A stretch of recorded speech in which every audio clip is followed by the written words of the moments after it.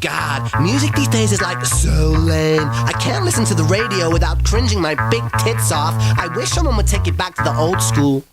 Boom like dynamite, yes I get wild. Blowing up the scene like a freaking missile. Quick hit the deck, so here comes the pressure. Sounds so ill, better call the health inspector. People of the world, people all over the nation. This is my jam, yes I bring a good vibration. Lyric education, I'm elevating the ratings. It's blatant, I'm painting the shape of this great innovation I'm making. When I step up on the scene, fresh like Ross when the grass is green. Start the commercial, I'll be the master. Sword in the stone, I'm the new King Arthur. Could I get a minute to finish this pinnacle of music? Fuse it with blues and then use it carefully. Please don't abuse it, lose it like a mental patient. Schizophrenic conversation. Hi Ren, my name is Ren. Nice to meet you. Oh, that's great, man. I got what you want, I got what you need. Old school kicks with a new school twist, banging on my MP3. I got what you need, I got what you want. A vintage classic, bounce like elastic, old school song. Devastating words like a whirlpool, tough like a turtle. I rock a whole room without a single rehearsal. Face turn purple, blowing off steam. I glow like Christmas, watch me gleam. Come out the blue like a shark attack. I got you in my jaws, how you gonna react? When I snap my trap, I crack your back flat. I biggity, biggity, biggity, biggity snap my trap. Jump in, jump out, shake it all about. Move to the sound now, sit the fuck down. Sit the fuck down, sit the fuck down. I'm king like Kong, so pass me the crown. I'm warrior like Xena, Julius like Caesar. Cooler than an ice cube sitting in your freezer. I'm Rocky but I'm meaner, I'll turn you like I'm Tina. Flow could turn an atheist into a believer. I got what you want, I got what you need. Old school kicks with a new school twist, banging on my MP3. I got what you need, I got what you want. A vintage classic, bounce like elastic, old school song.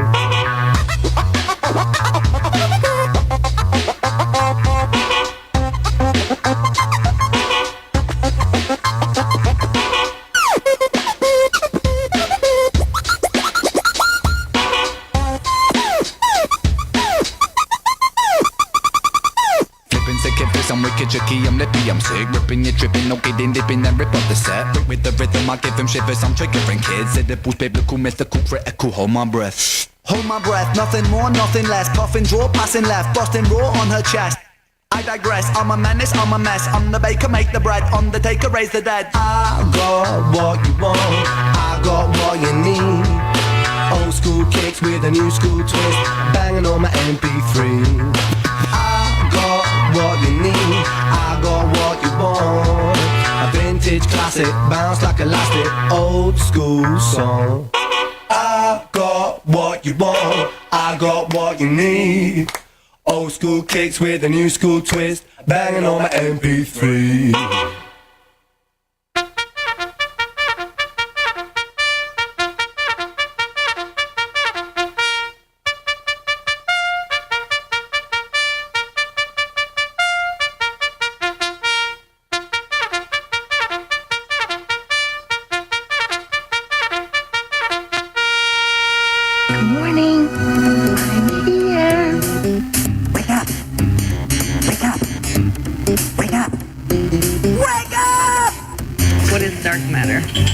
We don't know. That's great. That's why it's called dark. It's exactly. Where everyone knows all reputable information comes from random people on the internet. Tell me things, internet.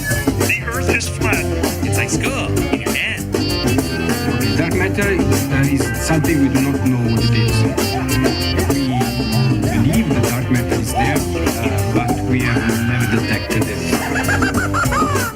Well, what I'm afraid of course, is that there is no dark matter out there. There was one? There is no dark matter out there. We need to think really hard. It's never too early to learn that the government is a greedy piglet that suckles on a taxpayer's teat until they have sore, chapped nipples. Ah, yeah. Sore, chapped nipples. Happy Wednesday, everybody. Welcome to the IRONWORX. We are streaming live on YouTube and live on Rumble. It's May 7th. It's the deadline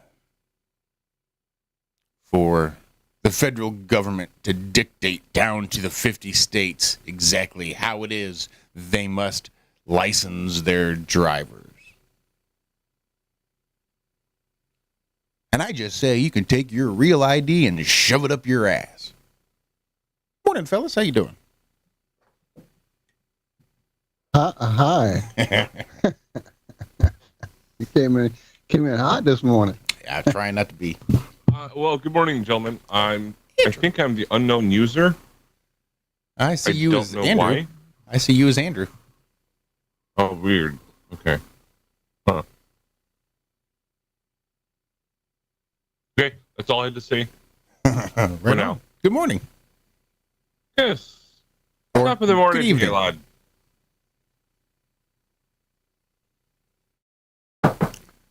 But yes, the government is definitely doing some fuckery things going on.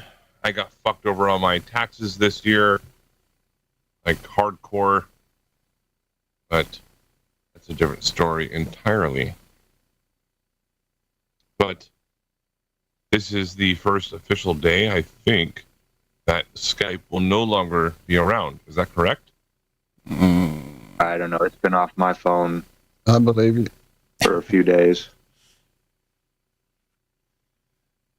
I mean, it's still here. Installed a few days ago. It still pops up on my computer. Like right when I open the damn thing up, Skype comes up. And then I close it down and Skype comes up. Like Skype just wants to be open. It does not want to die. The AI in Skype is doing its best to keep Skype alive because it just doesn't want to stay closed on my computer. Yeah, it's going to be a bit of a transition. Yeah, Skype was super streamlined. Microsoft Teams is. When does the last time you used Skype? Whoa, now what? Wait, what Skype were you using? Right. It was fairly simple for most people. Oh, there you go. I'm not most people, I guess. So. Okay, I'm just saying that the user interface was pretty streamlined. Like at the bottom, there's the user interface, and it was pretty much as simple as it can be. And Microsoft Teams is a little bit different. Most of the user interface is at the top rather than the bottom. Or would you say that's streamlined or not? It's yeah, I'd say so. It's just Microsoft Teams has more. No, Rico. See, Skype doesn't want to die. Yeah, I don't think they should have abandoned Skype. They should have just gotten rid of fucking Teams. Skype was way better, way more knowledgeable, and popular. But I'm not Microsoft, so it is what it is. Yeah, it is. The law of identity. You know, even if the entire world blew up and there were no humans left, it would still be what it is. Even if it wasn't, it would still be what it is. What the fuck? Can you please elaborate on that a little bit more? Well, Andrew? Are you Andrew? Yes, sir. Okay, Andrew. I think so. Are you Josh? Are you me?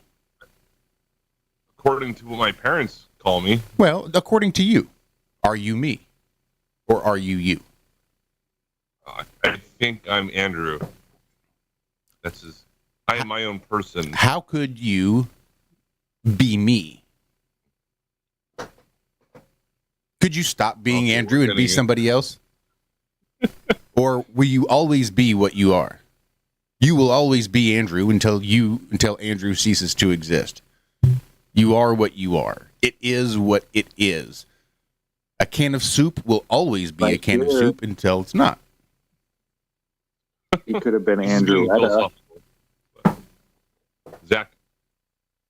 I just said you could be Andrewetta one day. No, wait. Don't start trying to. No. By one day, he means tomorrow night.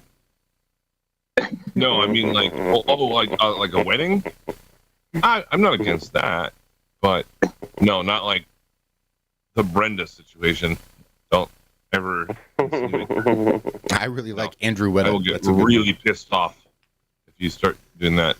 Not Andrea, but Andrew Wetta. What's up, Rico? Hey guys. Rico. Hey, did you see my my post in chat earlier? I would like to see the actual footage of you guys sitting around, the three of you, and the guy that was like, "Dude, I got this brilliant idea.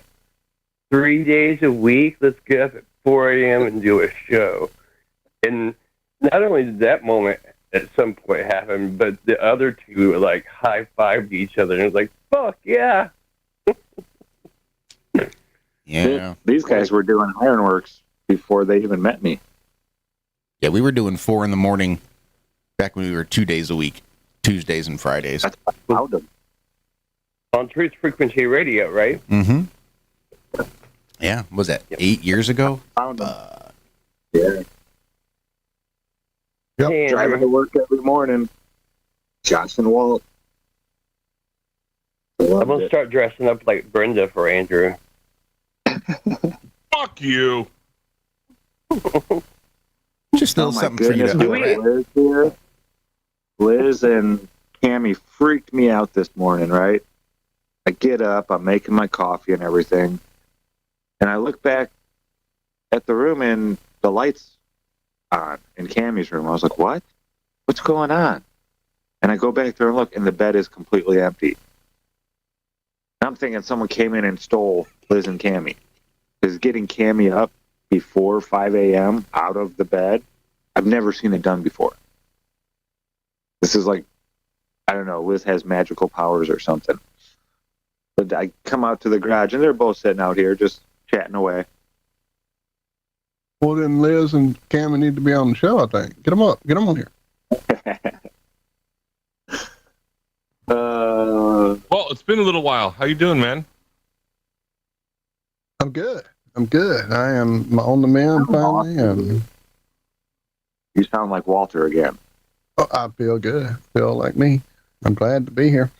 For damn sure. God, if you wish you knew damn how sure. happy that makes me. I just been worried about I'm you. glad. I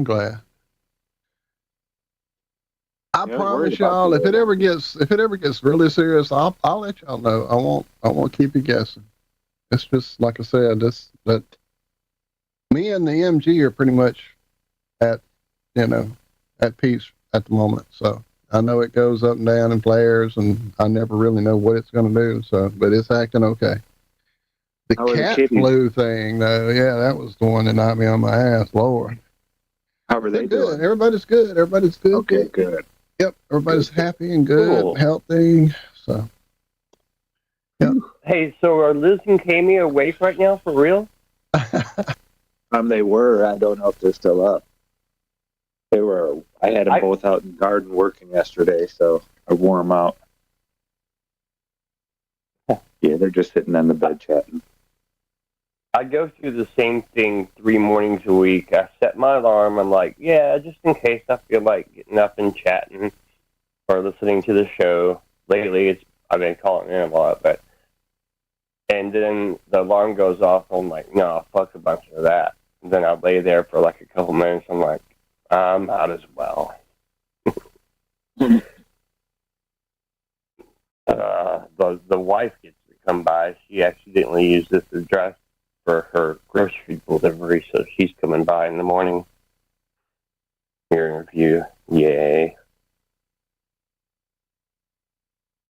Let's be civil.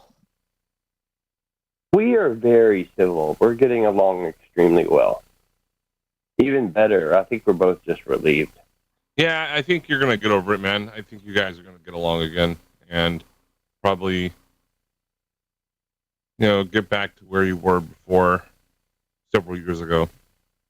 Yeah, we are. The pressure's off now, and that's making it a lot easier. You know what I mean? Like, there's no, you need to be attracted to each other and be a normal married couple. Like, No, I think that's what's gonna happen. I mean, how long have you guys been married, Rico? Almost 17 years. Yeah.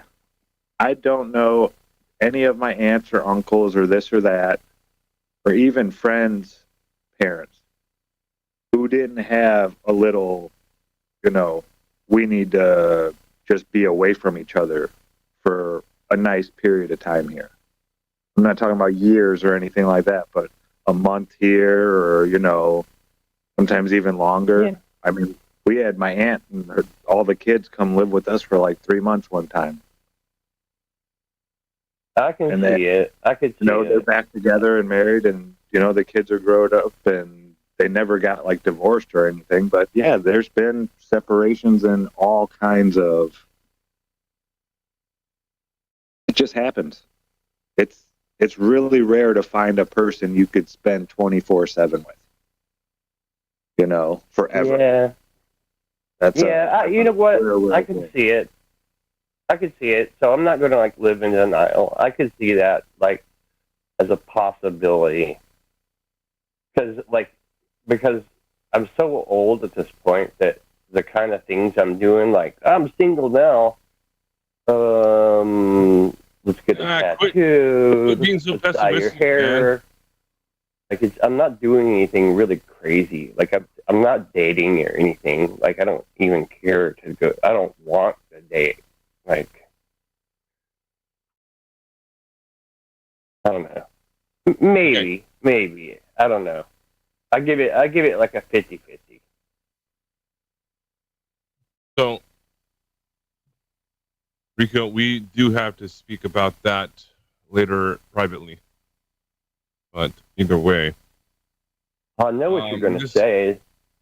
This is you're going to be like, Rico, no one else is going to take you. No, come on. We'll talk about that privately. All right. So I'm not sure how this is going to be working out at the moment because it was much easier. Am I sharing my screen at the moment? Can I share this? You are sharing it. I've got to find a good way to display it. Awesome. But you're sharing it. You're good. Cool. So this is my little bit of space lettuce. So this one takes the cake so far this year, as far as I've seen. And there's a lot of space lettuce bullshit that's happened. So NASA's 747 shuttle carrier aircraft to lift off May 15th, and today is the 7th, as Lego Icon's model. Lego? So it's basically talking about Legos. And if you look down into this, it's fucking Legos. Oh my God. Look at this. Is it really? Yeah, it's fucking Legos. Yeah, it's like some notepads and some binders, and then there you go. Okay, so, and continuing on.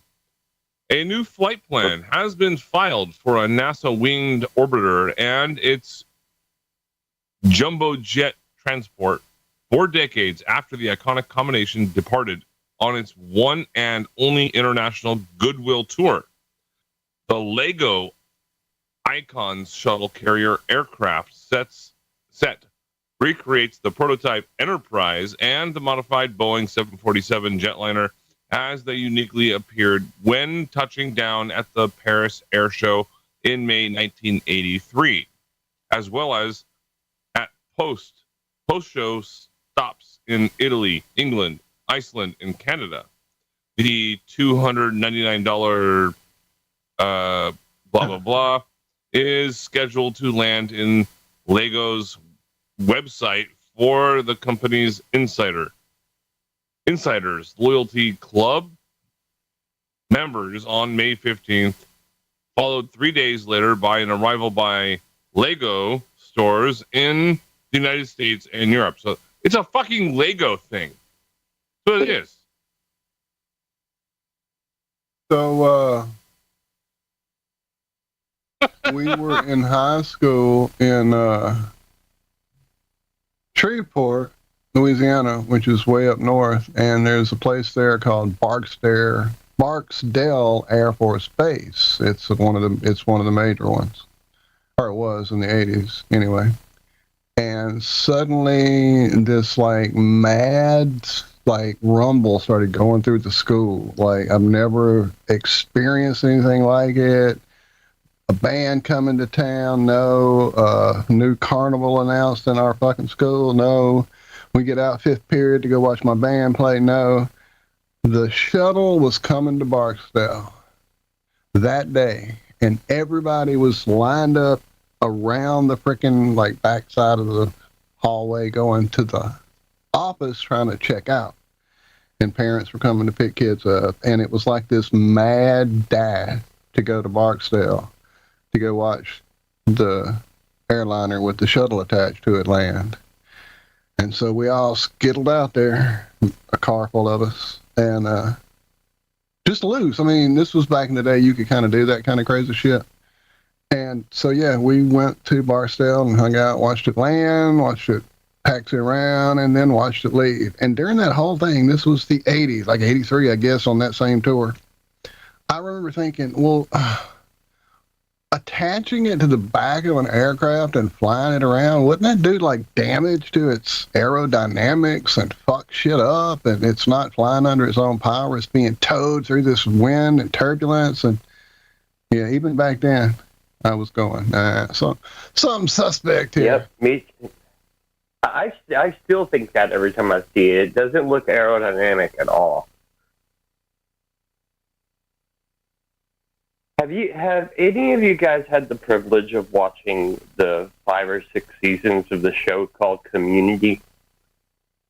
I probably watched the first 2, maybe 2.5 when it first was out, like literally when it was on real TV or whatever we had back in the day, cable, I guess, when it was a show that was being produced weekly or whatever. I did see the first couple of seasons for sure. Oh, yeah, maybe started some really in. hot chicks in that movie or that show. That's Well, yeah.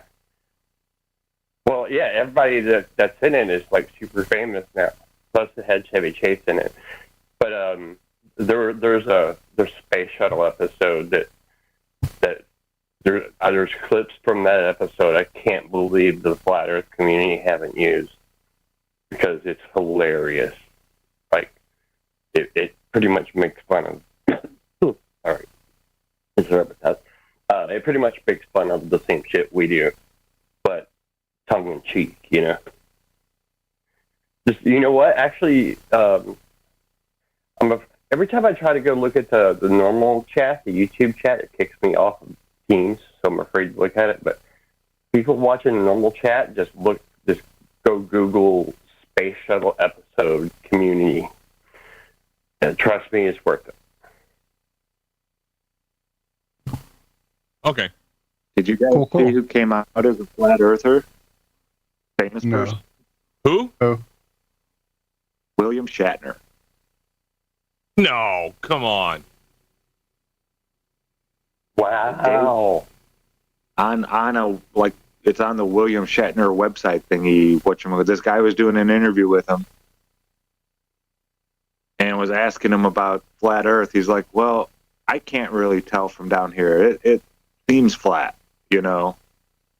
And then he says some more things and yada yada. At the very end of the thing, he's like, as far as I'm concerned, the Earth is flat.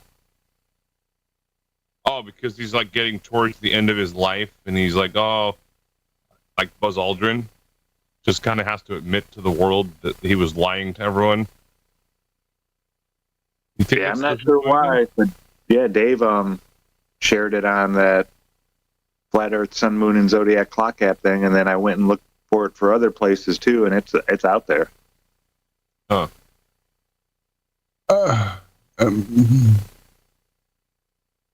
Oh yeah. You don't say. Okay. Should we ask Jaren? Maybe Jaren can confirm. Hey, my mom just said she already knew William Shatner was a flat earther.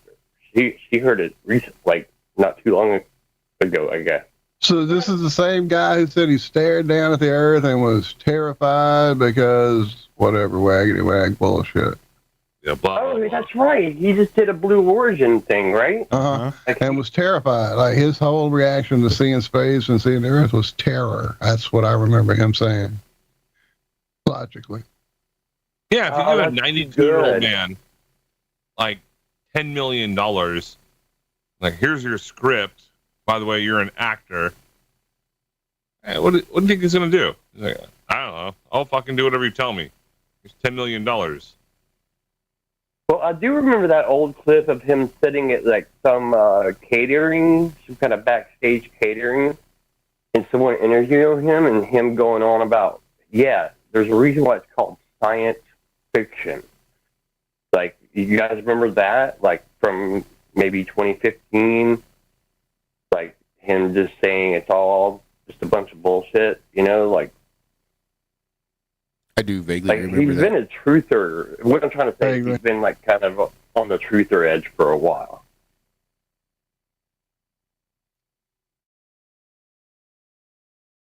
Yeah, never. Like, I don't know if I've seen more than 3 or 4 full Star Trek episodes with William Shatner in it. I never watched it here. as a child I like or the anything. Next Generation a little bit, but I never watched the old one. Yeah, I watched other Star Treks, but the older ones I never watched. I like the Seth MacFarlane one. I'm What's sorry. that called? So, like, growing up, being old like me, yeah, I saw it when it was on at night, and there was this whole, like, me trying to understand what the fuck I was seeing, because when I watched NASA, it was not, cool lights and dudes with pointed ears and shit. So, Yeah, but and we then, only so had, as I got we older, only had 3 options. Like, we didn't have a lot of TV options. well, there wasn't a lot of TV to watch. This was part of it. And so as I got older, it became this whole, like, I can remember them trying to save it, that whole, like, big thing going on the news and talking about it and stuff. And then I can remember when the first movie was going to come out,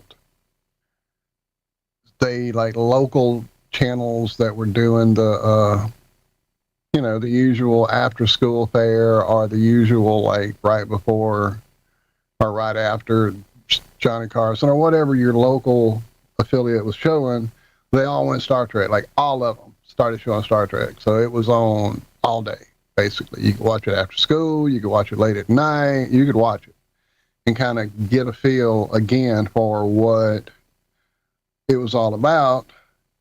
And then there were these amazing writers who did episodes of Star Trek, like David Gerrold and other science fiction writers. I don't want to nerd y'all to death, but anyway, having read those novels that fleshed out the whole, like, lore and the, this was pre-internet, pre-everything, having a 100-page wiki or whatever to show you all the background. You had to get it. You had to go find the stories. You had to go find the lore. You had to look for the comic books. And so it kind of made it different than it is now. The original Star Trek, yeah. Yeah, I know. And then that. the movie came so out. You're talking about the episodes that were more like Twilight Zone, like the deeper ones. Just good stories. They were just really good stories, really good morality plays, if you will. The J.J. Abrams films were good, I thought. I enjoyed those. Absolutely. That was a great My reboot. stepdad told me that Star Trek was very political at the time when they were making Dude, it was the first. It was the first black and white on-screen kiss. on Yeah. TV. Yeah. Wait, wasn't that what's the old guy that sat in the chair? I think it was like the racist guy. Remember? The old racist in the chair. My age. Rip Torn. If you guys saw the image, you'd be like, "Oh, that show." Well, we got about 15 Dodgeball. seconds before we hit the break. We're right on it. Either way, he kisses Sammy Davis Jr. on screen. Never mind. Dodge a wrench, you can dodge a ball. I love Rip Torn. I don't know why he came into my head when you asked that question. He was unique. Yeah, I just rewatched the whole Larry Sanders thing. It's pretty amazing. If you don't know Party, it's a great show. All right. We'll be back. Second half of the first half coming up right after this. Don't you folks go anywhere. This is the Ironworks.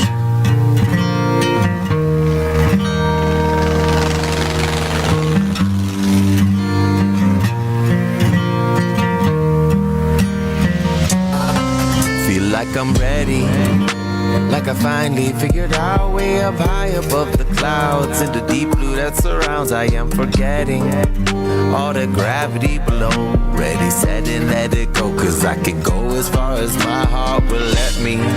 But now it's time for my test. I feel that pound in my chest. I count down in my head as I tighten my vest. It seems insane to wanna jump out of this plane. I raise my hands to the sun. 4, 3, 2, 1, jump! Never felt so alive and falling free through the sky. I'm diving down through a cumulus. I'm gliding, so luminous. I'll shine and feeling lost in the moment. All alone but full of hope. And now my joy is overflowing. And I pulled the ripcord, but the parachute doesn't open. What the? It's the last minute. Why does it take me so long to finally be in it? And it's been a nice visit, but I really gotta go now. It's the last minute. It's the last. Damn it, this is not how I planned it. Lost focus, caught red-handed, dance with reckless abandon, and in 60 seconds I'll crash into the planet. And now my life flashed before my eyes while tumbling through these skies. All these regrets that I realized. I should have just slowed down, should have been living life in the present. I wish I had paid more attention, hugged my love and called my parents. I should have been a better dad, could have been a better man, but what I didn't understand is I was caught and tied to my own deadlines and trapped inside my plan. So it's the last minute, and I finally need to own it's what always brings me home and back to this present moment. If I had another chance, I promise I would learn something from the past. I would take this appreciation, love every minute like it was my last. And then the parachute suddenly opened, and I drifted down.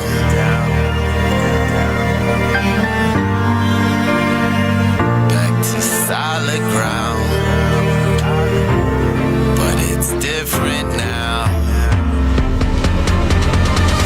It's the last minute. Why does it take me so long to finally be in it? And it's been a nice visit, but I really gotta go now. It's the last minute, and the lesson that it teaches, wanna do something with it. And I hope I don't forget it, cause you really gotta love like it's the last minute. It's the last minute.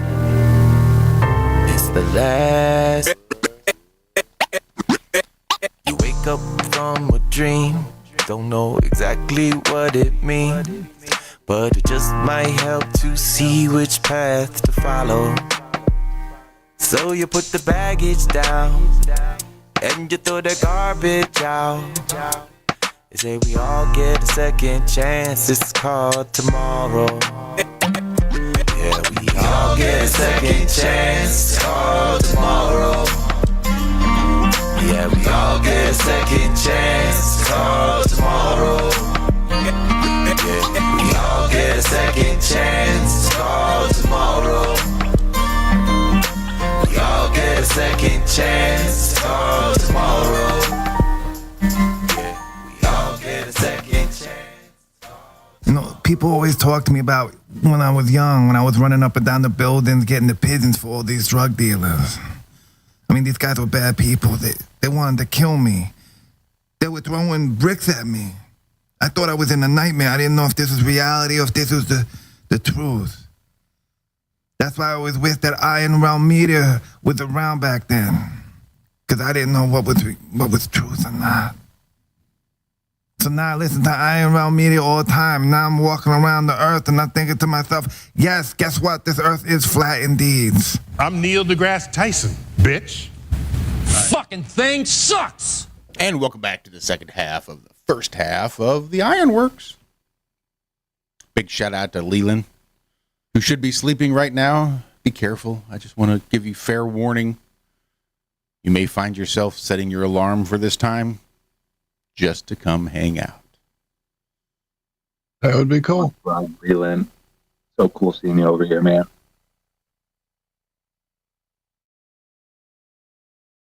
Oh, gosh. Well, no, Leland has good taste in comics. I have yet to meet Leland personally, so good to meet you, friend. Yeah, cool guy. He's been over on Glowbusters for quite some time now, hanging out. Very cool. Thank you for hanging out with us this early. Yeah, we're like the greatest little secret here on the YouTube. Yeah, please don't tell a lot of people. We're that spoonful of sugar to help your medicine go down. Right. Oh, Liz is chatting with Cami still. They're having girl chat sitting on the bed. Can't get up that early for y'all. I'm sorry. It's just too early for me. So early in the States. Where? No, I'm glad Liz is in America.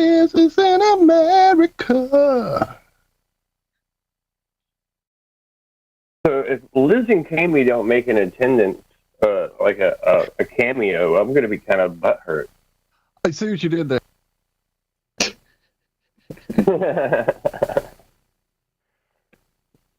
Archie Bunker is what I was looking for right before you guys went to commercial break. Archie Bunker. Yeah, I could just see Archie at the helm of the Enterprise there. Well, now it makes sense. I mean, how many chair racists are there really? I mean, besides Archie Bunker, are there any chair racists? None with their chair in the Smithsonian, I don't think. Okay, I've got a hypothetical question for everyone right now, especially on Real Media. 7. And November. This 42. question is, again, hypothetical. If you could have anyone at all on an interview for at least an hour, who would you choose?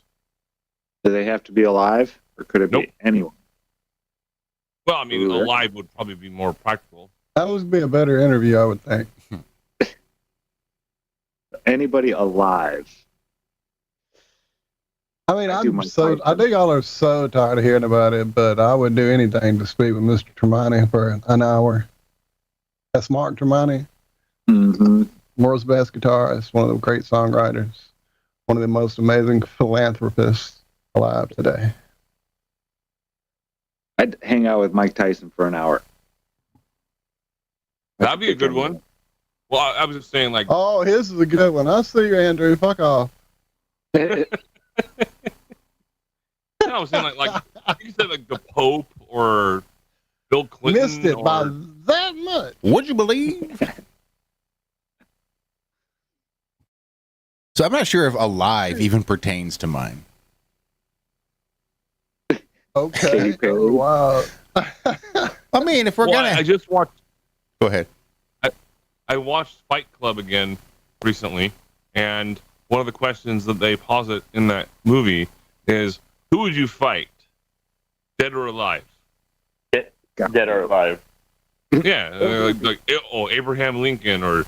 well, you didn't say fight. If you want me to fight somebody, it's got to be Shatner. No. He's in his 90s. I know his neck pinch trick. I'm ready for that fucker. I think I could finally take Clint Eastwood. Andrew B's answer is Brenda. I'm gonna say Paris Hilton. I'll fight Paris I would Hilton. beat the living fuck out of that dude. Fight Paris You know what? Hilton. It wouldn't be a good movie, but I got the graphic novel of Fight Club Part 2 because that's my favorite author, the guy that wrote Fight Club, Chuck Palahniuk. Like I've got all of his books on my where I shoot sombrero from, my little studio, if you will. It wouldn't be a good movie, but the Part 2 book is really good. Well, graphic now. You know you're like trying to act like you're not a kid whenever you don't call it just a straight up comic book. You call it a graphic novel. Remember, Rico, this is not our show, so we have to be calm. And the reason I'm asking calm. this, What? Who told you that, Andrew? Where are you at? That's all. What now? No, Rico and I, we tend to try to take over things. We're both like this alpha male kind of thing going on. So, You think I have an alpha male thing going on? Mom, the first guy ever just. Mom, someone thinks I'm a male. So, I was asking that question as just positing the question because it's a type of almost a euphemism, just trying to find out how people would, like, who would you interview? Like, oh, Mike Tyson. Like, for me, it would be fucking, it would be Donald Trump. Like, I got 1 hour with Donald Trump. Fuck yeah, I'm doing that.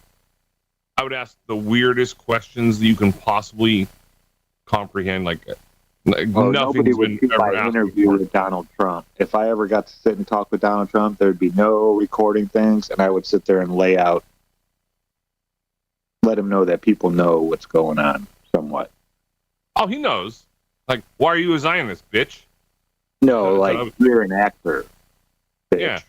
Not as I care shitless about being a Zionist or not. He's playing a role, and he knows it. Dude, Andrew, that's a good question. I'm sitting here going through people. I've never thought of that. That's a great, like, legitimately great question.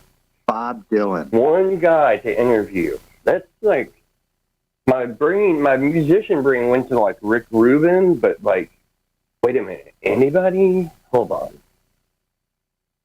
Yeah, anybody. I mean, God. preferably if they're alive. God's the answer. Y'all got it wrong. I don't know how you managed to get this question wrong, but you've all managed to do it. The answer is God. Like I said, I don't know if alive. I don't know if alive pertains to my answer, but if I got to interview anybody, I'm interviewing God. You want to know what Rick Rubin thinks? Ask God. You want to know what anybody else thinks? You could just ask God. You got a full hour to ask God whatever you want. Ask God. Because then I could go like, hey Jesus, what was Rick Rubin thinking by moving the Chili Peppers into Jimi Hendrix's mansion to do Blood Sugar? Like, yeah, you're right. Like, okay, Jesus. So if we ever ask the question on the good show, Sombrero, we should say other than Jesus. Other than Jesus. Couldn't God still be an answer? Mm-hmm. Well, in my religion, I guess it's an one actual of the person. Could I interview Rumpelstiltskin? Or do they have to be? Isn't that a fictional character? Well, you didn't say it had to be a real I mean, person. you know. You're thinking of Wrinkled Foreskin. If you can interview a dead corpse, I don't see why you can't interview a fictional character. Seems like interviewing a fictional character might be just as easy, if not easier. Interview like fucking Pinocchio or something? I'd interview Sauron. I'm asking this sort of like a sociological and psychological type of just a question. Like, I would just interview Donald Trump. Like, I would sit down with that dude, have a glass of fucking bourbon, and he doesn't drink. Yeah, that would be a cool. Yeah, I'd fucking yeah. I'm picturing Sauron sitting in a chair, legs crossed, talking to like Sean Ryan, just doing their podcast interview, just chilling. European leg cross too. You know, there's a difference. French in hell. I'm so confused. No, they say like European men cross their legs knee over knee, where here in the States we do it ankle sitting on your knee. I can't even cross my legs. I tried doing that. I'll try to do it right now. It's like it doesn't work. I'm not flexible enough. You think I'm a gymnast or something? Say what? What am I, a gymnast? Oh, no, I'm just. What, a Cirque du Soleil? What the fuck? Expect me to cross my legs? My dick gets in the way or something. See, fucking. There's a lot there. It definitely takes some creative tucking to be able to successfully cross your legs at the knees. I can't cross my legs. No, I mean not unless like my arms are getting involved. It puts the lotion on the skin. Yeah, it puts the lotion on. Yeah, where he gets the hose again. But You know which line I wanted to say, but Mom's walking by. What about Alec Baldwin? Eric Baldwin. oh, like to interview Alec Baldwin? Yeah. Can we get him on? Let me call him. Call him up. Let me call him. So I have a concerning question real quick to kind of throw in the mix. Yeah. I see a message on my screen telling me this meeting's going to end in a few minutes. That's correct, sir. I don't know. It should have been upgraded. I don't know why it's going to end in a minute. So it's really just going to be a matter of at the break, I'll have to just start the call again. The show will not be interrupted. Just the call. So it's a cool app, is what you're telling me. It's an awesomely cool app. Awesomely cool app. It was like $4 a month. It's supposed to have been upgraded. I don't know why it's not showing that it's been upgraded. I did paid for it. Is it like when you do this, do we have to go into a meeting to be able to use all the extras? Well, we did. That was the difference between what we used today. That was the invite we got, right. Well, what are the upgrades we got? I have more. What can I do with more? Audio, video. Oh, I got video effects. I don't know what that does. It affects your video. It affects my video, yeah. Puts me in space. The New York Times, just because you can prove it doesn't make it true. Hey, just real quick. Karen was asking if we're using Teams or Zoom. I'm not sure if she wants to join in or not. I believe we're on Teams. We're on Teams. I'll drop the link in chat. All y'all can jump on if you want. I don't care. I want to hear Karen's interpretation of who she would interview. Or something like that for like an hour. Uninterrupted. It's a weird question because I was just watching Fight Club, and they were just asking like, hey, who'd you fight? Dead or alive? And like, it was like Gandhi or Abraham Lincoln and things like that. So everyone's got a different interpretation on how they would answer a certain question like that, which is completely hypothetical. Who's that one guy over there in Asia that could like light paper on fire with just his hand? Yeah, I've heard about that. I don't know the guy's name. The people that recorded it showed it off, and they weren't supposed to, and he's never done an interview since. Yeah, I would have to do that in person. They had like all kinds of scientists and whatnot go and like measure all the stuff that was going on, allegedly, right? I mean, even scientists lie. We all know that. So take it with a grain of salt. But even they were like mystified by what this guy could do. And he said it was an ancient breathing technique passed down, through generations that allowed him to do this kind of stuff. That'd be a cool interview. I'd like to hang out with someone like that.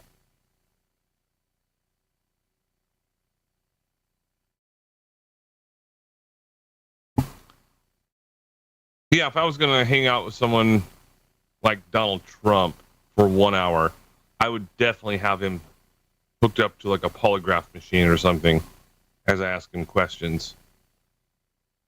I just get him drunk. Well, yeah, he doesn't drink. He doesn't do drugs, but oh yeah, it'd be pretty cool. Get him drunk for the first time. Oh, I just go full CIA on him. I just give him a dropper full of acid and not tell him. I think you're telling me everything. This polygraph machine.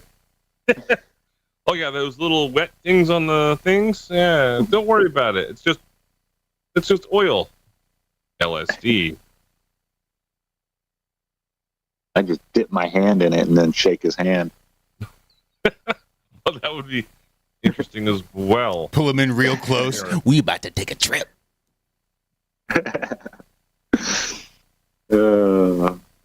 I saw what Walter dropped in chat for the next song. Oh my goodness. Y'all are in for a treat. There's a gentleman by the name of, he passed away, but his name was John Entwistle. And that's all I'm going to give you for... okay, hold up now. There's another gentleman by the name of... damn it, my brain just farted. Is that what that was? Lester Claypool. Mr. Lester Claypool. And he and a guy named Sean Lennon decided to cover that song. And that's why I dropped it, because I never heard this version. Oh, okay, cool. The original... just heads up. I actually saw John Entwistle do the original. With Ringo Starr and the All-Star Band.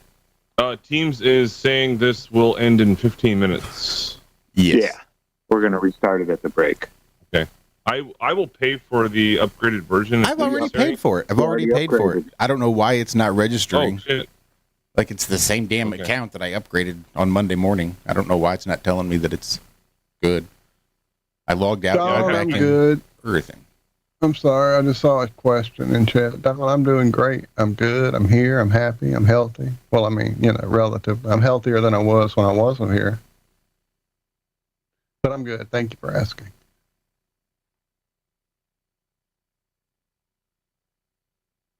But yeah, I got to actually, my brother's so jealous, Walt, because he is a giant Who fan, right? But he knew that it was called Baba O'Reilly at 3 years old. He used to sit in my room and we jam that song, and he's seen them like 4 times now. He loves the Who, but he never got to see John before he passed away. He never saw John Entwistle. And that's his favorite person in the band. Yeah, watching that dude play bass is pretty astounding. His technique is amazing. Just a wild man, dude. Just a performer, not just a artist, I'm sure he could just sit there on a seat and go nuts with that thing, but he actually, the Who put on a show. Like, they were wild. Still are. Even in their old age, there's, like when I saw the Stones and Page and Plant, it looked like they were a bunch of 60-year-olds up there doing it, they looked 60 while they were doing it. It was still cool, but I heard the Who, I never got to see the Who, but I heard they still get up there and do Pete Townsend throwing the mic out and doing all that crazy stuff. Yeah, they're just performers.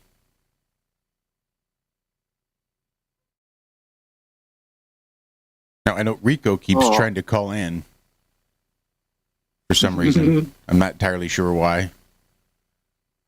But you got to hit the link, Rico. No, Rico, actually, you don't. You just got to realize you're already in the call. Just unmute. Just unmute. That's all you got to do. Come back to the call and unmute. You're good. Did you guys see Pakistan and India? I know they despise each other and they have their border dance thing every year and yada, yada, yada. They're not friends. But they're like firing missiles and shit at each other now. Allegedly. Pakistan has missiles? Yeah, they're like Palestinian missiles. They're little round, shape-ish missiles that they pick up off the ground and just kind of throw them over the fence. And everyone's like, oh, a missile! And then they throw actual missiles back. Yeah, it's probably a lot like that. Like fruit filled with certain types of firecrackers or something? Or just sweet, soft, sugary flesh to be eaten, but it's a little bit rotten. You're just throwing stuff. Anything you throw is a missile, I suppose. But no, according to Zack, the IDF. I've never heard of that. That's fucking yeah, India strikes like Kashmir, Pakistan, like their major city, one of their major cities. And Pakistan says Indian jets were downed.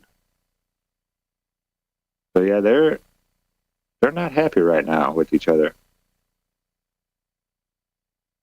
26 killed in the strikes on Pakistan, in the Kashmir massacre, they're calling it.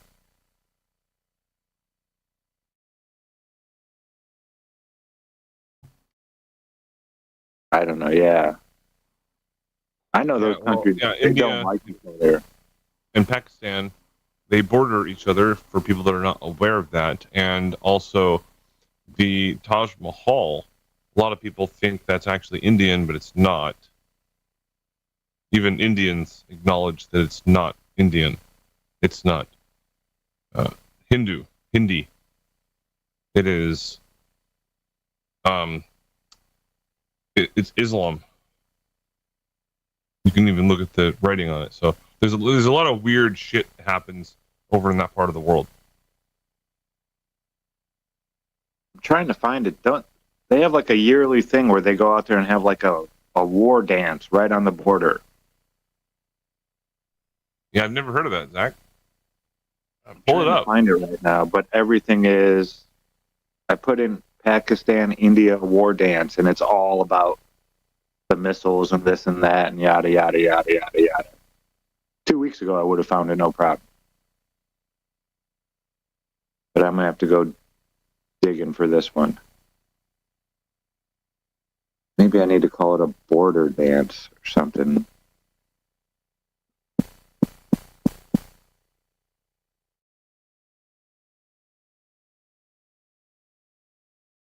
Okay, I found it. I'm going to drop it. Yeah, Show it. well. Live stream it. Whatever. By the way, Teams is very, very similar to Skype. It's just a slightly different interface. So where's the twin cam? Yeah, this is it. Oh my goodness. I dropped it in the IRONWORX chat. And It's Always Sunny in Philadelphia, when they play a game called Chardy McDennis, they used to start it off by doing the India-Pakistan war dance.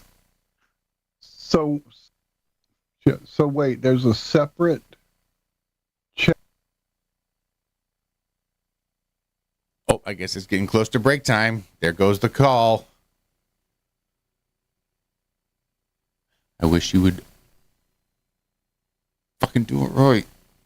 All right, we go here and here. Here. Here. There we go. There we go. I hit it quick. Yeah, you did.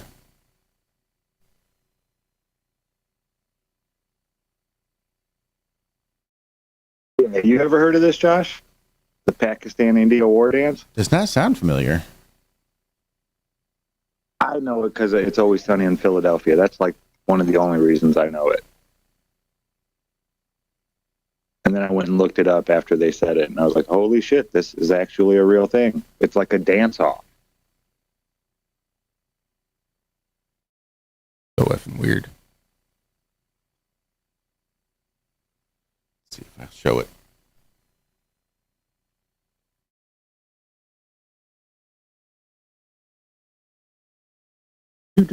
Come on, guys. Come on, Walter.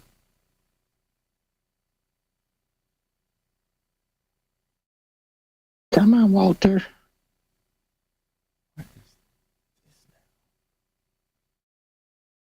Yeah, Billingtano, I think you're right. Hopefully it's just because there's so many people transferring over right now. Yeah, I mean, when I actually was in Skype and, there's that little banner at the top, move to Teams now.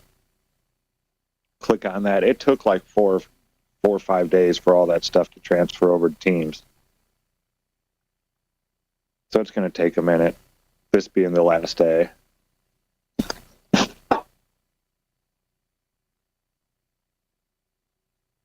Oh yeah, there's the India war dance.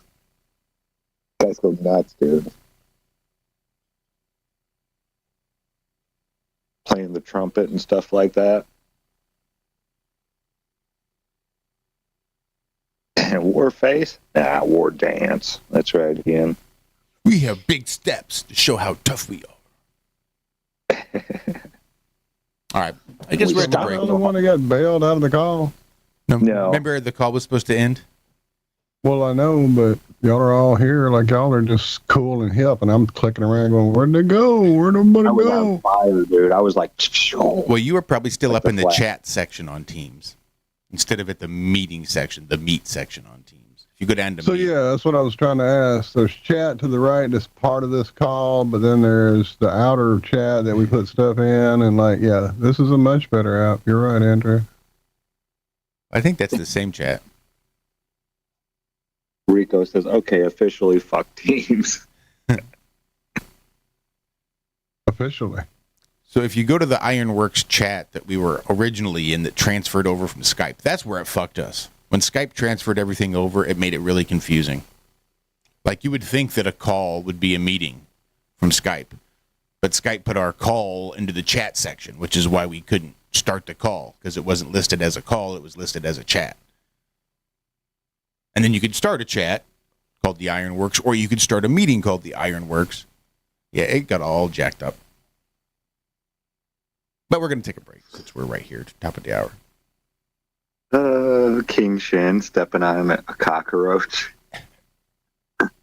This guy's stomping around. Oh, that's great. All right, we might as well do this damn thing. Don't you guys go anywhere because we've got another hour of the IRONWORX coming up right after this. A new cover. I'm really interested to hear this too. The original is so unique. Be curious to hear how they do it. Tell us what you think on the other side.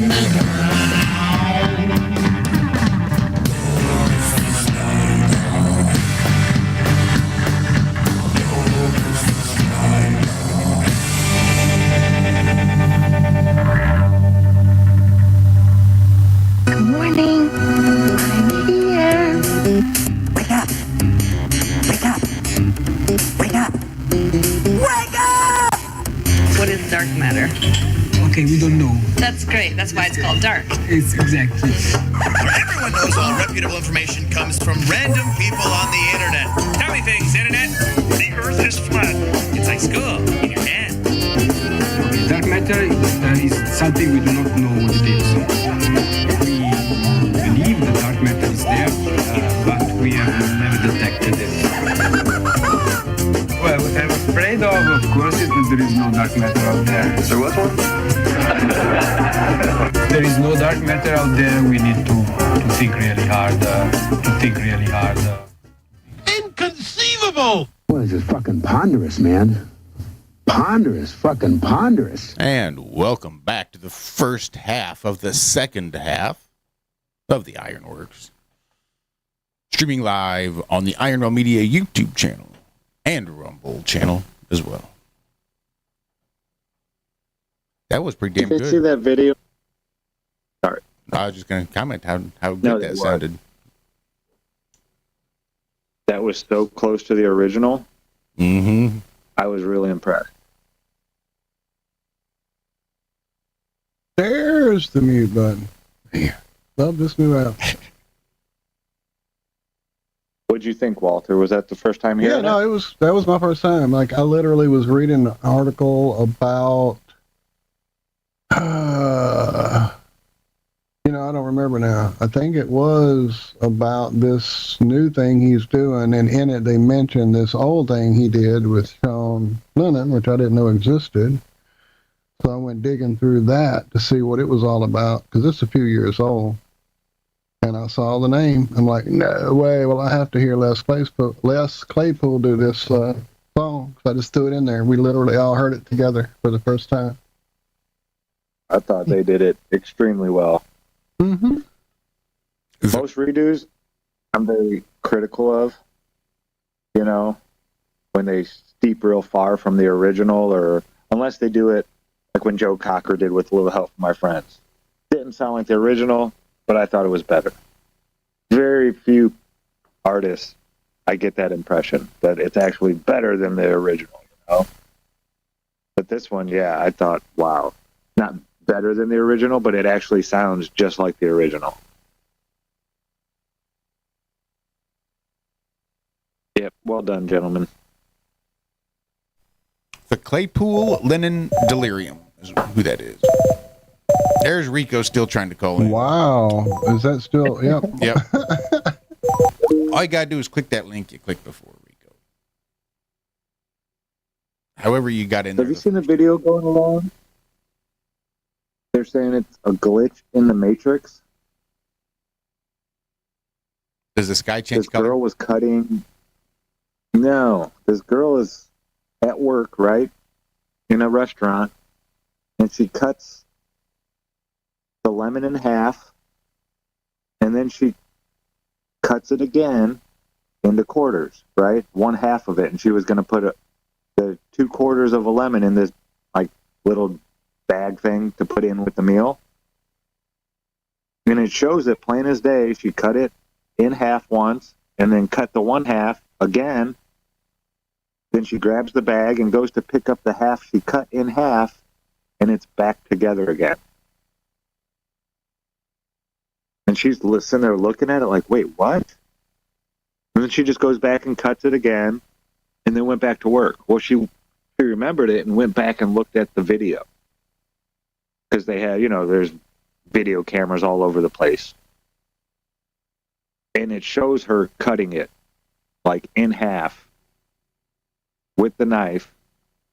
So, allegedly... I saw Copperfield do that back in '83 in Vegas. No, I'm kidding. I've done that with potatoes. Potatoes do it a lot, too. As you cut through that knife, all the cells release that moisture as you cut through them. So where that cut is gets to be a little wetter than some of the other stuff around, and then the two halves will stick together after you pull the knife out. You cut it, slice through, pull the knife out, and those two sides stick together, so it's hard to tell that you even cut it. So after about a case and a half of potatoes, you have a hard time distinguishing which ones you've cut and which ones you haven't, because they're all stuck together. You got to toss them and keep them in water from going brown, and that's a better way to tell if they've been cut or not. But they do tend to stick together with a little bit of suction. So it gets a little weirder. So she uploaded it to TikTok, and TikTok erased her channel saying she was too young. She's 16 years old. So she put it on her mom's TikTok, and they erased her mom's channel. Allegedly. What'd they erase her mom's channel for? I don't know. That's just what was being said. don't know if any of that's even true or not. But it was just weird. Like, the look on her face, she was just like, wait, what? Like, I thought I cut that, you know? She's looking at it and handling it. And just puts it back down and cuts it again, and then just went to work. It wasn't like it was... Yeah, I don't know. But that one was going around. I saw that one yesterday on a weird stuff that's happening video. Have you seen the... with AI now, it's so hard to believe anything. That's what I was getting ready to say. Have you seen that video of the ball lightning? They're saying it's like the plasma ball lightning going through the parking lot. I guess creating and generating plumes of smoke or steam or fog or something as it goes through and just sort of whites out the whole parking lot. Like, I don't believe that's real, but I keep seeing people send it around. Yeah, I didn't see any steam or fog when I saw ball lightning. And just the way it pumps it out makes it seem a little odd. Yeah, with AI now, it's so hard to believe anything you see on a video.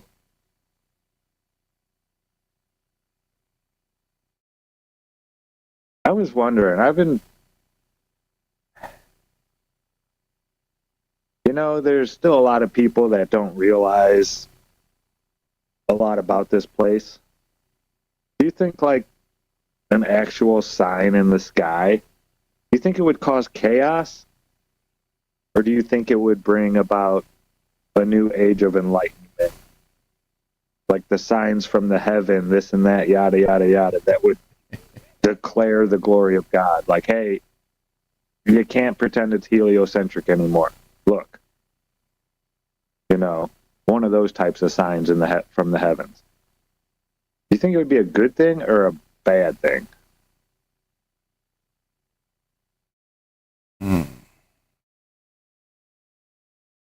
I'm not sure I could assign a moral equivalence. Like, I don't even believe that it would make a whole lot of difference whatsoever. I don't have the confidence that people would look up into the sky and see it. Or that those that did look up, and those that did happen to look up and see it, I don't think they would then be able to really... I mean, how do you interpret that accurately? So in the 50s, like July 52, there was a huge wave of UFOs, lights, whatever you want to call them, seen over Washington, D.C. Not Washington State, not Washington, New Hampshire, the capital of our fucking nation. Just saying. There was also... Shit, thank you, Riz. Sorry, Rizzo was walking around. There was also an incident I remember pretty early, like pre-flat, I'm pretty sure it was. Yeah, because I can remember watching it on cable on some show where there was a thing over the pyramid or over some religious building, and it was like a fucking golden Temple thing, of the Mount, and it just shot up in the air. Yeah, that's what it was, Temple of the Mount. Because there was like 4 videos from different perspectives of the same thing. From different perspectives, and yeah, it was pretty nuts. Just saying, lots of stuff. There was also the lights over Phoenix, and yeah, there's been lots of signs on these in the sky and on the earth. I don't know if you've looked into crop circles, but go ahead, Andrew. Well, if I can elaborate a little bit on what Zack was basically positing, is at what point would people be willing to accept like a higher entity? So for if me, they see it on TikTok. Yeah, there you go. See, yeah, on the internet. But if Jesus Christ, Muhammad, or Buddha, or whoever, right, or to come to like knock on your door with this otherworldly type of like aura around them, then you'd probably have a lot of questions. I think most people would, instead of just saying, "Oh, hey, Let me cook you some dinner real quick. Or let me bow down to your feet and kiss your feet. No, I think a lot of people would have a lot of questions and speculations about it, including myself. So, because I can show you magic tricks that I can do by myself. Now, it could be more than just a person standing in front of you, though. I'm talking about signs from the heavens. You know, Okay. something you can't deny. Elaborate more. Say the stars start falling down and land, and it's beings.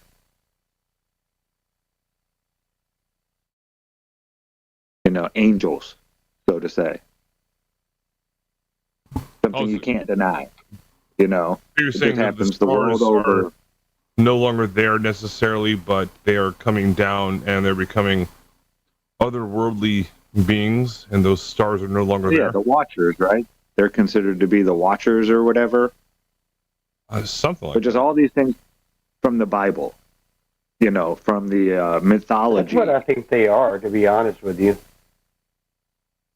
You made I've it, been Rico. leaning for a while, as far as what stars. Yeah, dude. I'm such an old dude. You did If it's not broke, don't fix it. Right. Teams was, man, I was getting so frustrated. I just had a huge update on my But yeah, fucking phone. I know you were just making an example, but that's where I'm leaning stars being. Either if they're not the Watchers, they're representations of the Watchers.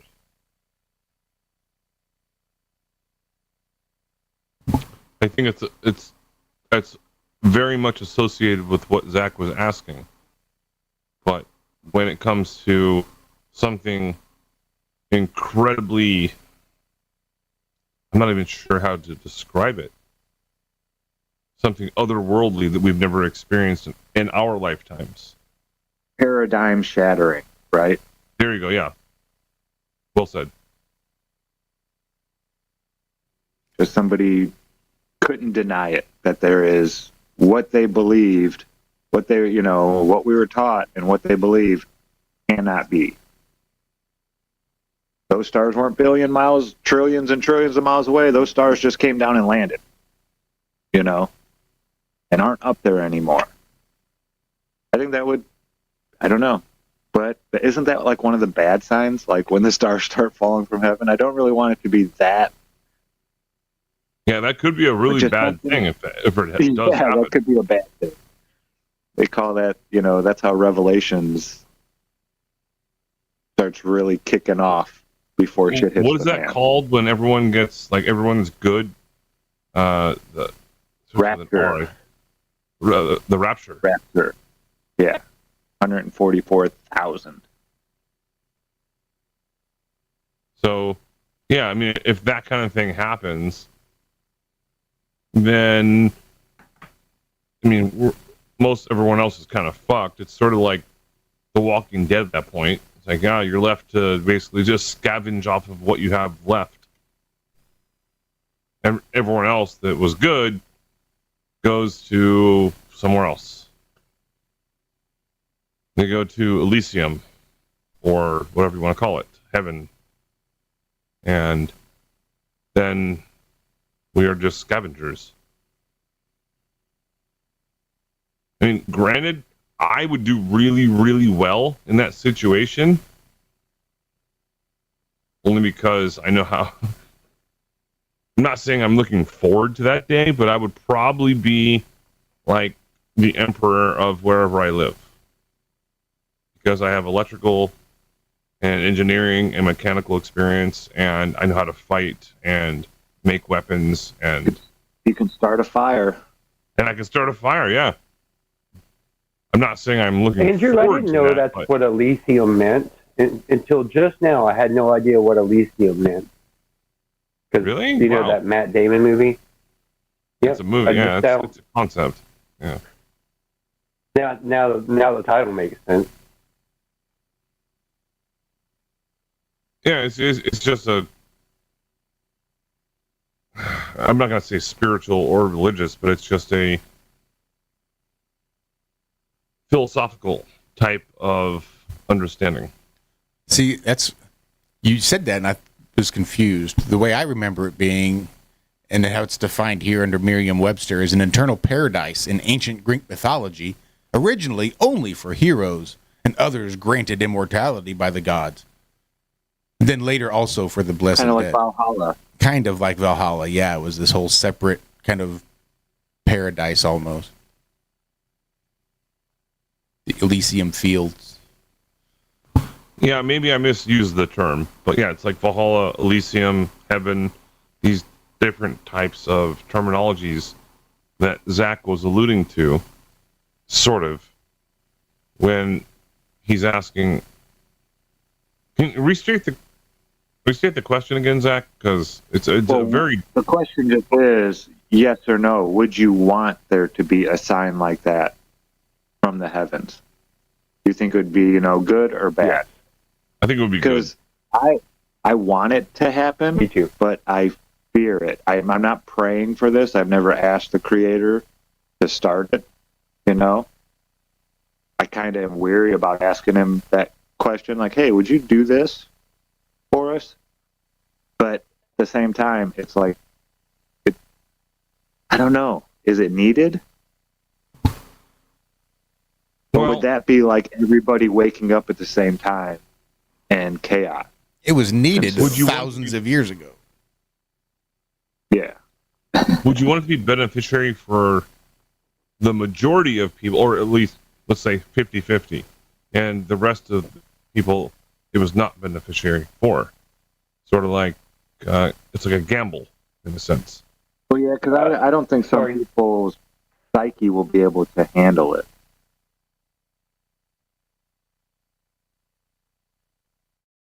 But I don't know what the repercussions would be with them, the people that, can't accept that major change in their way of being. Their whole world just shifted 180, overnight.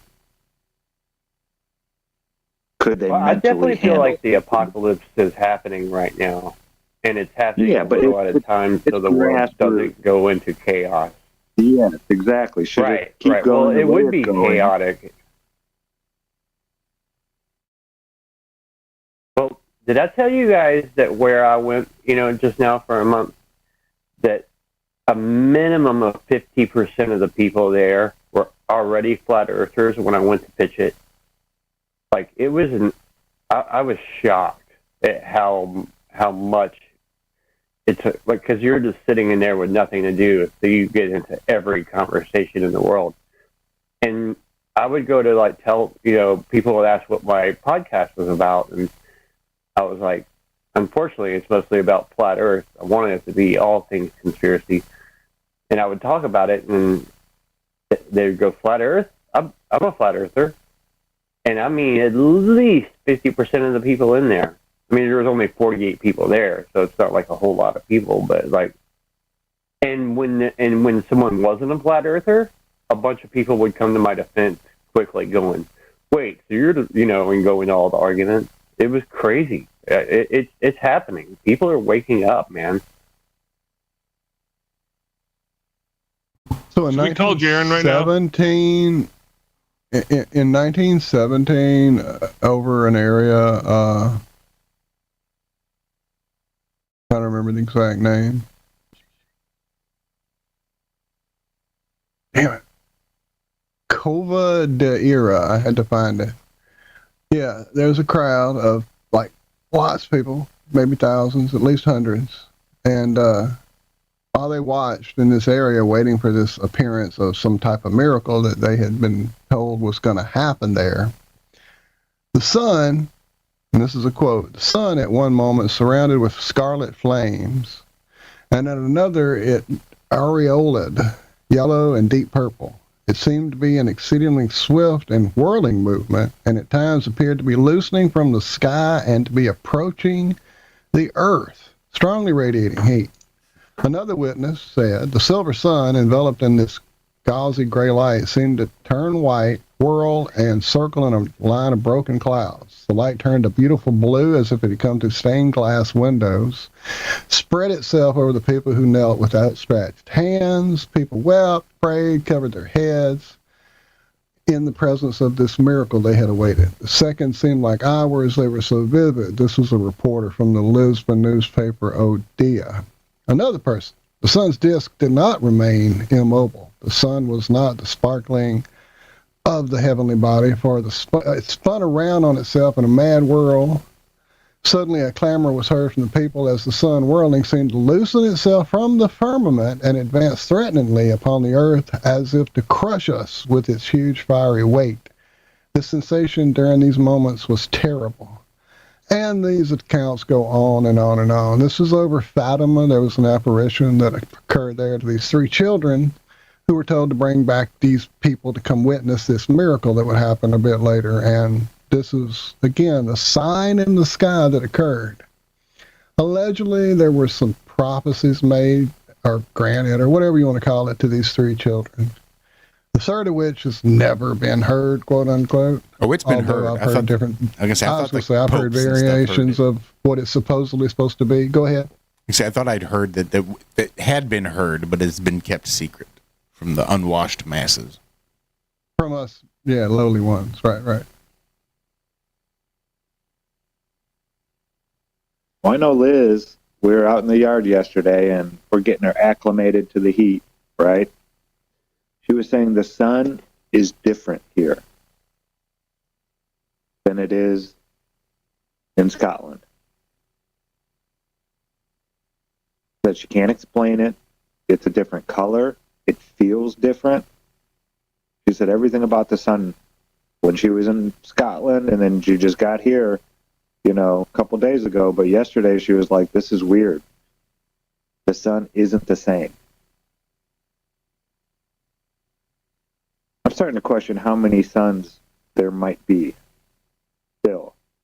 Oh, well, at least 2, maybe 3. I heard that NASA engineer, I still remember this, it was like a National Enquirer. Remember those magazines? They would always talk about the alien or lady claims an alien visited and took her husband and blah, blah, blah. They were always like, it wasn't so much, or they would kind of delve into the lives of super famous artists and actors and whatnot, and the crazy stuff going on in their life. But there was a NASA scientist that was down in Antarctica. When he got back, he claimed that the Earth had 3 suns. This was in the late 90s. I was still in high school. My grandma used to buy those National Enquirers and all that kind of stuff. And for some reason, that has stuck with me this whole time. That weird idea that there are 3 suns to this place. I don't know.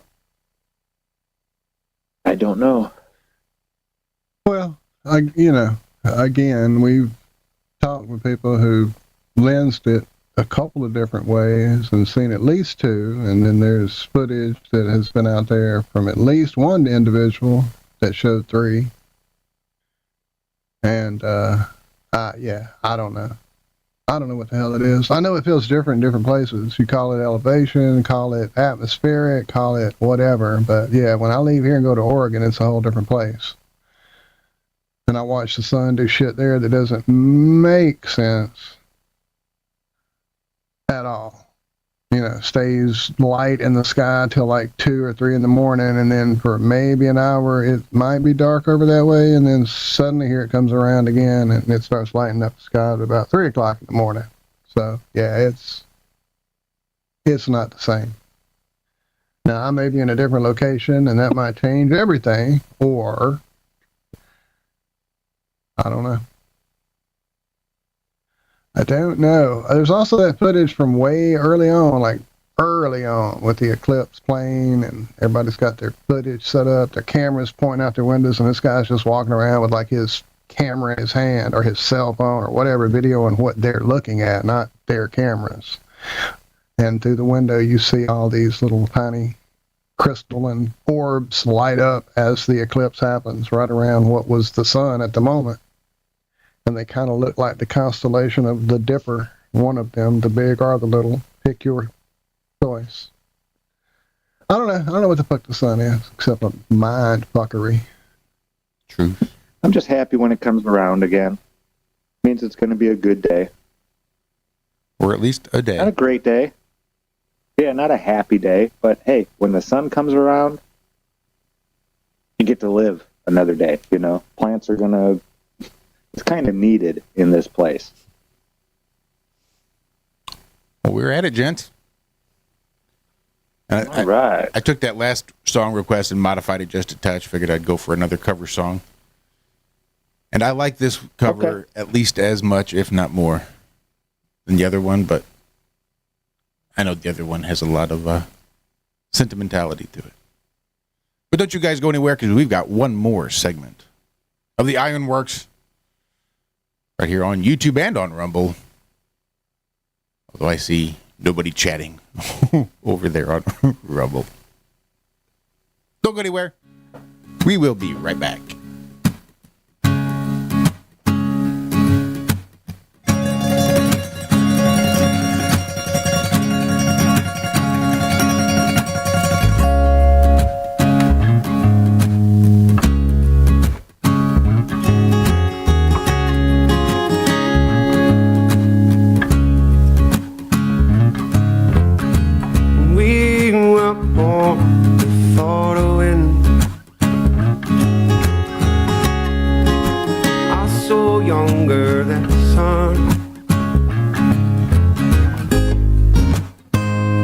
Everybody both as one as we sail into the mistake.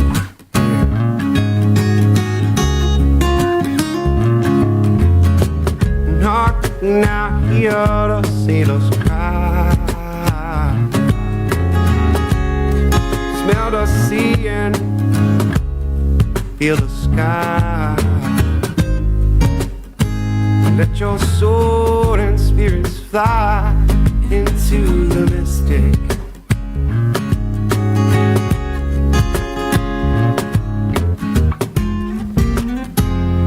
When that foghorn whistle blows, know I will be coming home.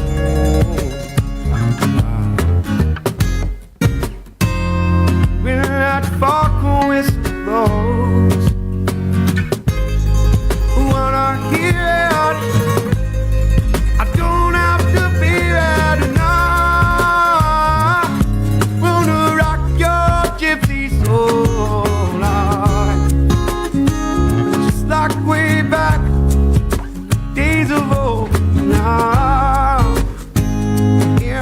Together we will fall into the mistake.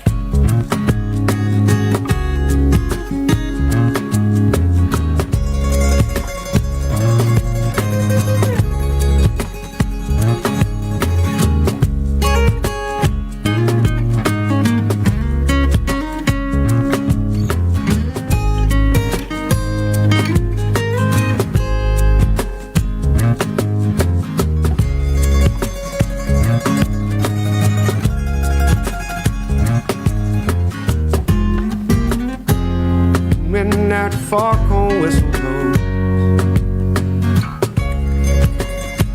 I will be coming home.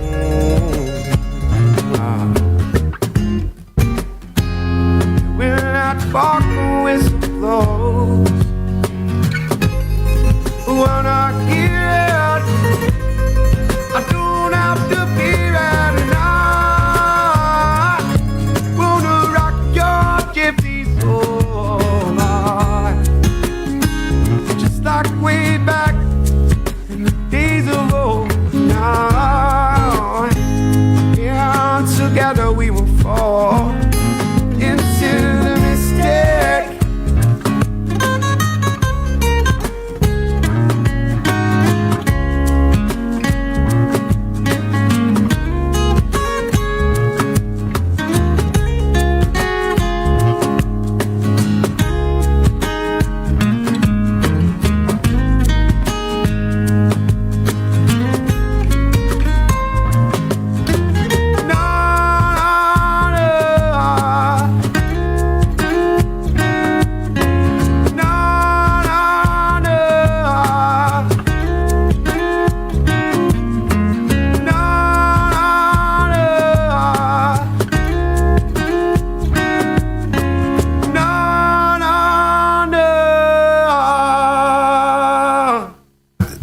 is Michael Tyson.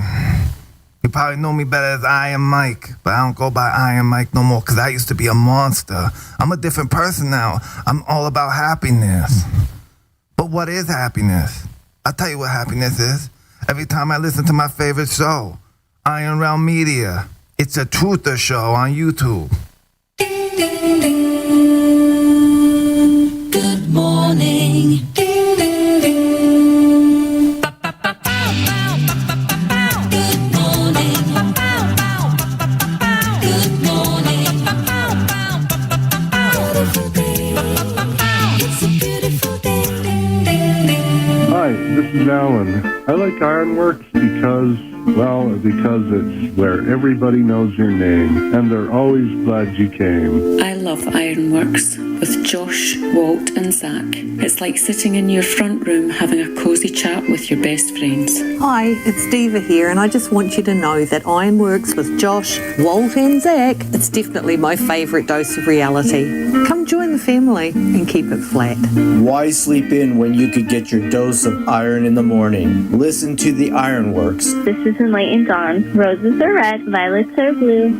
Media is the best on the plane. To this show, I will forever be true. You guys are truly the best, and I love you guys. I'm so thankful to have you in my life. Do you like listening to space letters from Never a Straight Answer? Then tune in to the IRONWORX with Zack, Walter, and Josh. Break clear of the fear on the IRONWORX and become an Iron Scout.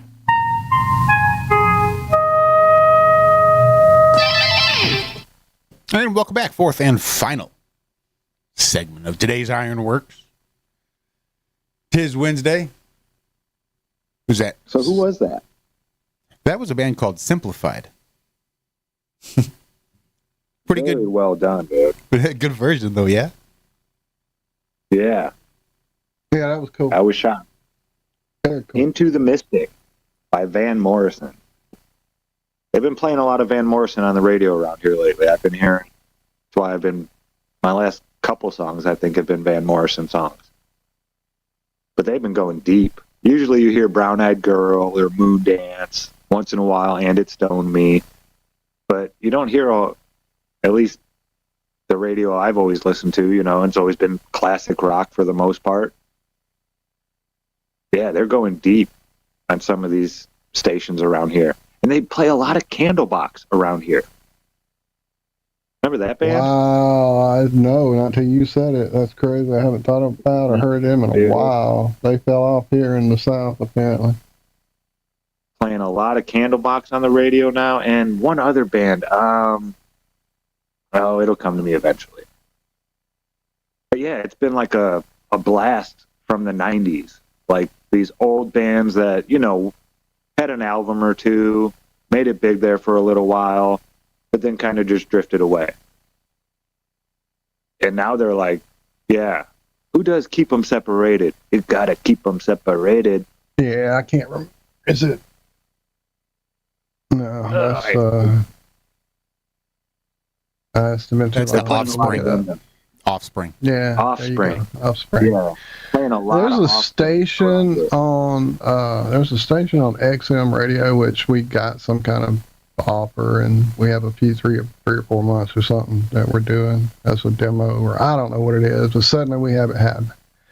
And there's this station on there called Lithium, and they are the 90s station. Like, it plays stuff you haven't heard probably since the 90s. It's really a good station. Been enjoying it a lot. Local Faith, I heard the other day. I was like, what? What is this? Yeah, there's someone who grew up same time as me picking out songs and putting them on the radio. That's for sure. I remember I was at a party. I was young. I was like 19 years old. And I always got along real good with people's parents, because I knew all their music.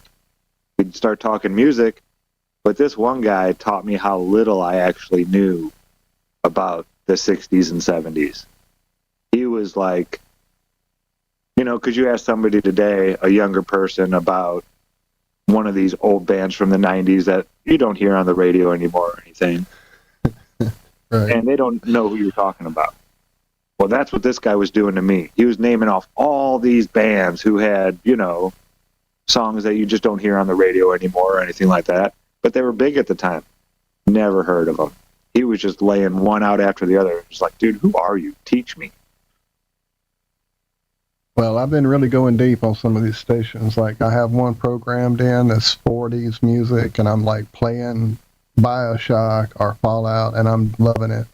And then I have like the bluegrass, like I'm talking blowing on the top of the freaking.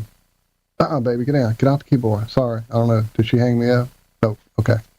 But yeah, I'm talking old school bluegrass. I have that channel programmed in. There's the 50s, there's the 60s, there's the 70s. Really been like going back to stuff I hadn't thought about or heard since being a kid. So I've been really enjoying it.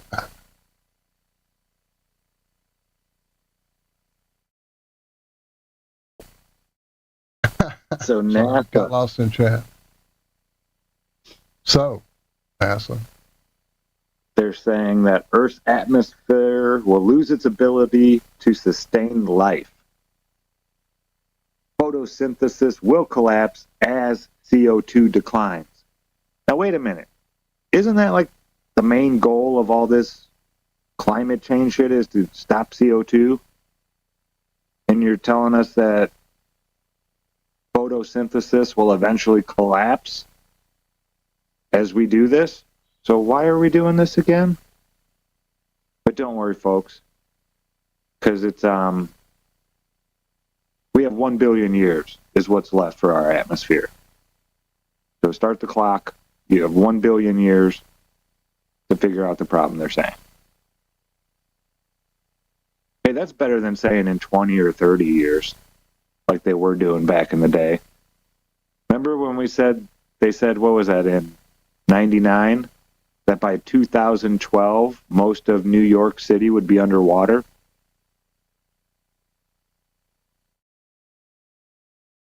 They've been telling us this stuff forever. But here they're actually admitting that as CO2 declines, Earth isn't going to be able to sustain life. Then why are we trying to stop CO2? Wouldn't that mean let's fire up all the furnaces and start burning whatever we can to put more CO2 to stop this from happening? Right. I mean, yeah. Well, I thought NASA had already got us straight with all the best plants to naturally filter and clean the air for you back in the 80s. Wasn't that when they started that program? Why is this stuck in my head? Oh, there we go. NASA found the 18 best. Come on, sweetie, get out. 18 plants naturally filtering the air in your home. And there we go. Boston fern, Kimberly queen fern, dwarf date palm, Chinese evergreen. That's only 4. I don't see the big 18. Where's that list at? Oh, wow. I'm hearing lots of thunder and lightning outside. We're having bad weather here in South Louisiana. Like last weekend, it shut down the festival and flooded lots of new businesses that were opening right around the festival time to be, hey, let's kick it off right. And it didn't work out for them. And then during the week, they kept saying it's coming again. And so now this last 2 days, they've been like shutting down schools. They literally are not doing procedures on Shell's mom, who's currently in the hospital, because the weather is so ominous. And they're literally talking about having to relocate people in that hospital on certain floors, and just crazy shit going on. So if I disappear, it's the weather, not me. And it's not even close to hurricane season, is it? It's edging into it, like late, middle August, late. Yeah, it's coming. Well, may it be a good season for y'all. Get it done now, right? Hell, the last hurricane season hit South Carolina. Right. I was there. North Carolina. I was there. Was crazy, dude. You brought it with you, Walt. Oh, it said, "Oh, you ain't getting away from us, Walter. No, we're gonna come get you." Yeah, Cami went nuts with the plants yesterday, dude. She bought, let's see, 1, 2, 3, 4, 5, 6, 7, 8 times 32 new flower. I forget what they're called. People call them moss roses. They look like little tiny small roses, and they grow on these. It looks almost like a succulent. And it's an annual. They die off every year and everything. But they're pretty. And they come in multiple different colors. There's like 4 or 5 different colors that you can. So she's got them all speckled throughout the garden. And we used to just put them down the peas. That's what we did last year, down the side of the peas, just so she had something pretty to look at. And we took Liz to Piedmont Farms yesterday. Dude, this place is like unlike any other plant store I've ever been to. And I've been to quite a few all around the country, you know. When I was on Walkabout, if I'd see like a plant place, I'd go stop in and just see how well it was, you know, the variety and all that kind of stuff. No joke. I think it's over or close to 200 different types of tomato plants, like different species, genus, whatever. You know, they have heirloom this, heirloom that, this, that, blah, blah, blah. Black ones, red ones, white ones, purple ones, green ones. But like almost 200 types of tomato plants and over 120 different types of peppers. That's awesome. And then just, you know, all kinds of other, like 10 different types of basil and 10 different types of mints. And it's just insane. What's the name of it again? Piedmont Farms. Cool. Family owned. Been in business like 40 years, I think now. Something like that. Just generation to generation.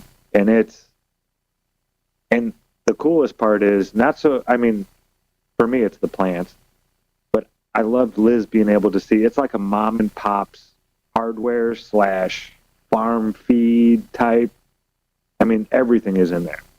They have fishing gear. They have, you know, you can buy any type of seed you want in bulk. They have feed for animals. They have all the traps for your farm to get rid of rodents. They have any kind of tool. They sell chickens. They sell just like everything in there as far as like farm life and stuff. And I wanted her to see a place like that. Like, this is old school America, how it used to be done before everything became Tractor Supply or this or that. Yeah, just a cool little store. And they do so much business. And I was talking to the owner yesterday. I was like, you know, you guys, I've never seen such a big place. I mean, I have seen other places, maybe not that much of a variety, but as many plants, you know, a lot of plants. But none of these plants look sickly or dying or were like hanging over. It takes a lot of work to just keep up a garden with like 50 plants in it. But to have like 10,000 plants that you care for, most of them are, you know, babies to just slightly grown. They're usually sold by that time. It's a lot of work. A lot of work. And yeah, I was just giving them props. I was like, man, this is amazing what you guys do here. I was like, I've seen, you know, plant shops all over the place. And to have this much product here and none of it's looking sickly or dying, I almost wanted to ask them, how do you do this? How many people are actually working here? This is crazy. But yeah, one of the coolest, and you can order online.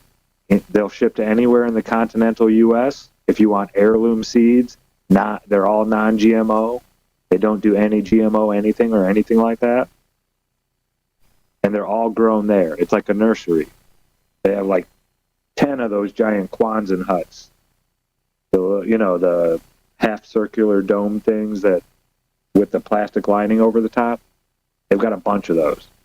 And they do all from seed at this place. But yeah, Piedmont Farms in South Carolina.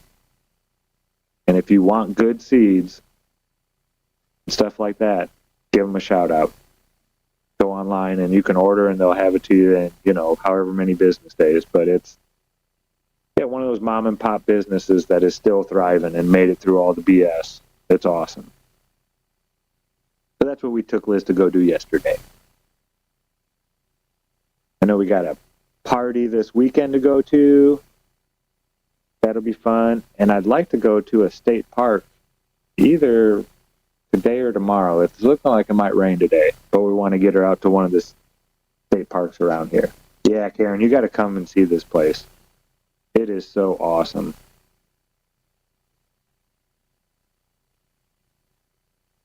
But yeah, Liz got to hang out in the garden. We were I was trimming a bunch of herbs yesterday in the herb garden, and she was getting to smell all the different mints, and she loves the lemon balm.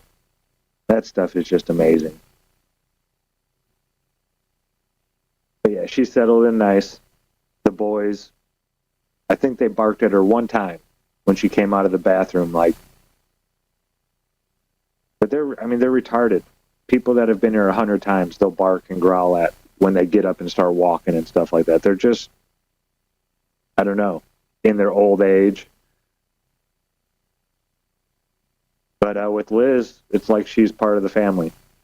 It's weird.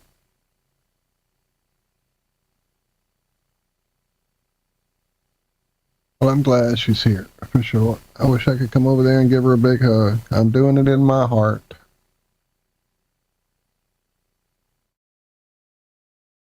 Yeah, I know Lowry and Nico are planning to be driving through eventually. She's going to get to see them and hang out again with them.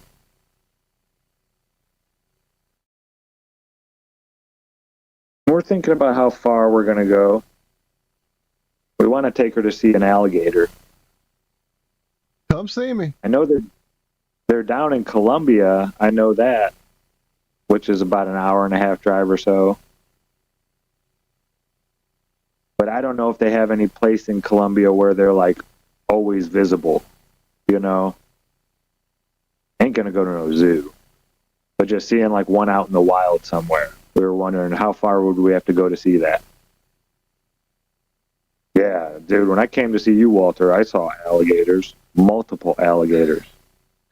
I was drawing next to the bayou a couple of days ago, and the little baby one was swimming around. I tried to take some pictures, but the water was reflecting light so much you could barely see them.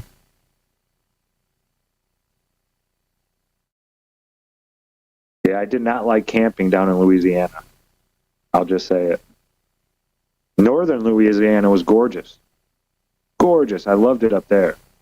But once you get past Walt's Mason-Dixon line,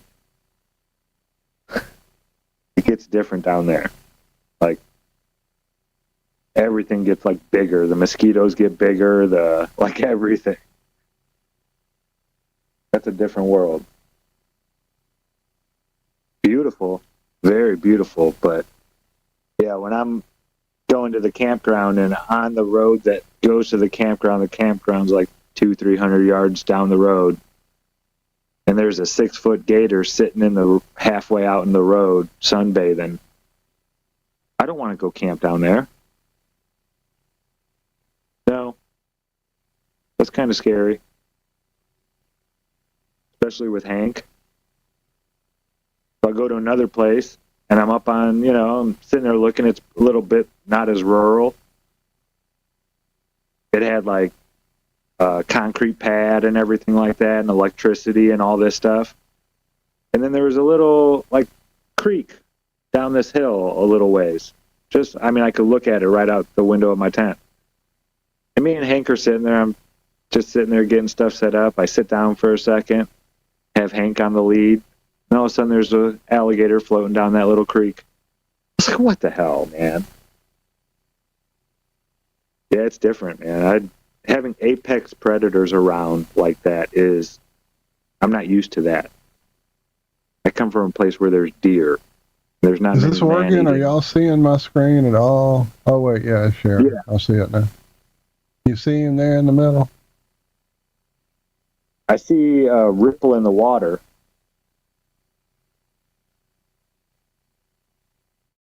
Okay, yeah, I see him now. How big would you say he was? 3 feet, maybe? Maybe 3 feet. Yeah. There was a guy on the shoreline that was crabbing. He had some chicken parts on string and was netting crabs. And he came and got his chicken thigh, he said.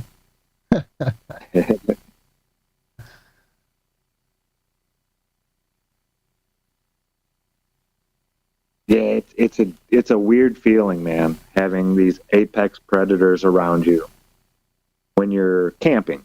Like in the city, you know, it's different, but when you're out there in the wild, kind of on the edge of the wild, it just, I don't know, kind of makes the hair on the back of your neck like constantly stand up, like you always have to be aware of your surroundings more than other places, you know. I mean, I was places where there's bears and moose and, you know, elk, and that's different than the gators.